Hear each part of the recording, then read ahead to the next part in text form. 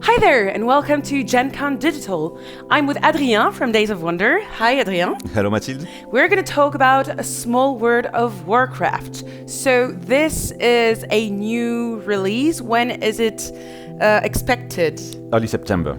Early September, Yeah. fine. And you're going to witness right now and open the box. So we're going to basically get through what this box contains together. Exactly. Can I open this yet? Sure. Be my guest. All right, let's get started. So first on the cover, I can show you. You've probably seen this before, but two different continents and the Horde and the Alliance on each side. And yeah, things seem to go fairly fine between them as usual, as you can see. Okay. These are illustrations from Miguel Coimbra. Exactly. When we started this project, it was clear to us that we wanted to work again with Miguel because he's done all Small World base game and expansion. So he has a very good knowledge of the Small World universe, And Miguel is also a dear fan of some Blizzard, product and games. So he was very happy to contribute and be the artist on that game. Brilliant. Excellent job. I really like this cover. And now we have some leaflets and the rule book. Okay, so in this rule book, say I've played Small World before. I'm familiar with the game. I play it twice a week. Do I need to read this again entirely? Oh, not entirely, because we work on Small World Underground, which was like a slightly more complex version of Small World. It's kind of the same for this one, and we included in the rulebook the point of interest if you know Small World by heart, So which section exactly you should look if you're very familiar with Small World, right? So you could go through the rulebook, Small World, and look what are the differences, and of course you will need to go through the other races and power which are quite new for that game. Okay, so this small exclamation mark saying, hey, have a look at this. Right, so this is a separated rulebook sheet, is that correct? It's a variation, it's a variant you can play. We recommend that you don't start playing that way for the game. You should start with the basic rules, and once you know the game, you should try to play Battle for the Road, which is like a team play variant of the game, A team play. We're not going to go into details of this mode right now, but if you're interested into the Battle for Azeroth, which is a true, Alliance versus Horde kind of original gameplay, style, have a look at this other video that we have about the overview of Small World of Warcraft and the gameplay more specifically. Now we have the player aid sheets with the summary of the game turn, artifacts, legendary places. Okay, races, special powers, usual things. It's quite complete. We every Small World base game have this kind of big, helper sheet, because I think it's very convenient when you play the game that you have like in one page all the power for the races and the special power, and it's in front of you. You don't need to go into the rulebook while you play. Everything is very clear and accessible for you. So it's easy gameplay for sure. All right, so I see in the races, these are, for those of you who are familiar with World of Warcraft, it's going to sound fairly familiar. Well, Blood Elves, Draenei, Dwarves, Forsaken, Gnomes, all of this, the special powers are new as well? Yeah, the game is very vanilla in the sense that most of the, if not all, the races you have in this game are from the first version of the video game. Right? We have some addition like Pandaren and stuff, but we try to have the game almost like vanilla style World of Warcraft. Cool, and I see there are artifacts and legendary places, which I'm looking forward to discover. Here we have, are these several boards? Is that correct? Those are islands, and they're like double-sided, right? Okay. We add them on like extra thick, cardboard, so they don't, warp or they stay firmly in place on the board. So I think it's nice. And you could even choose at random, you can pick, let's play that island, and you can like flip it one side or another, and play, on different setting every time. So it gives you more variation of play. And I'd assume the count of islands depends on the number of players. Yeah, you have like those are like just a small board, and you have the large board like the one you showed, and we have the setup in the old books and that small board. So the goal of it is that the land you play is always too small, right? So you need to fight. Yeah, I mean you were warned. It was like right in the tile, so you should know about this.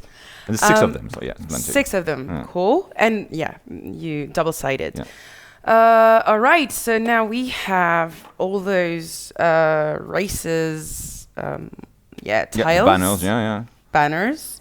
Penderan, Worgen, the ones that we've seen on the player so H sheet. 16 of them, so it's a bit more than what you have in smaller base game, for instance. So same, you have very few, chances to discover the same combo every time. Okay, I see. And same thing with the powers here that can be combined. Yeah, 20 of them, and a lot of them are new. So we try to fit the universe. Some of them will look like the one you may know because they're fundamental in terms of gameplay balance. But there's a lot of novelty in that. All right.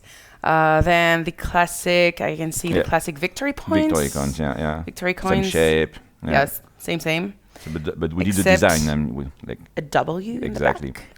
So everything is kind of, new. The artwork is new like every time, right? Even if you look at the banner, they're very similar. But if you look carefully, the design is very, unique to that version. And what else? A lot of more stuff, yeah. Here they are. So I guess those would be the artifacts and places, yeah. Yeah. Can you tell us just a word about those? How do those work? So they basically on each board you have like a central space in which you have the same shape symbol. Then you place one at random. And every time when you conquer that region, you just flip it, undercover it, and it gives you like more power, Okay, so that is where it should be, All right, I see. And the slight difference between like an artifact and the places is that the places would stay on that spot, whether the artifact you could carry with your race to use it elsewhere, right?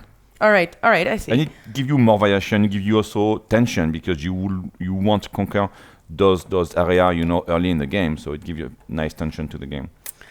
All right. I also see this dice classic. You're going to recognize this. Which is no black instead of white. Black and silver. Yeah, very, very fancy. Yeah, it's nice. And we have, why are those separated? Oh, the Murlocs. If you're familiar with Small World, they're the Lost Tribe. So it's the race that is a bit ancient, is on the board before you start playing, right?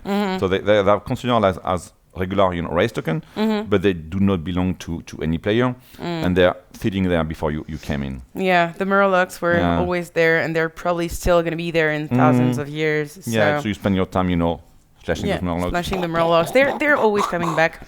Yeah. We have a bunch of plenty of tokens that will relate to one race, one special power, That's for the Pandaren, for instance. That the Wisp Walls for the Night Elf. So the bombs. Yeah, for the goblins. This is actually one of my favorite races. The goblins, they drop bombs in regions, and the bombs, will explode or not, depending on what token, explosion or like a fail. So it's a very nice mechanism where they just draw bombs and the result is a bit random. And this is new. Yeah, this is a new race. Did not exist exactly. in the previous Small World, like classic Small World version. Yeah. All right, I think there's just one thing left to see, basically, which is this. If you're familiar with Small World, you probably are with this this box tray for tokens, this tray, absolutely. So here you can see all the races token that you're going to get whenever you choose a race combined with the power. You can pick them in there. And here you get a nice overview also of the artwork of the game and how it fits with the World of Warcraft universe. Yeah, so all the artwork are totally new, right? I mean, it's not art or asset that we got from Blizzard, right? It's been done by Miguel Coimbra, and so that's also unique in a sense that it's not that often you can generate new assets, new artwork for such a big license, you know. So it was very nice to have our own version of the orc or the dwarf, you know, trying to merge, you know, the style of Small World and World of Warcraft. Cool. I think we've basically seen it all. Oh, there's the round counter here that is separated because they're, well, islands and no main board.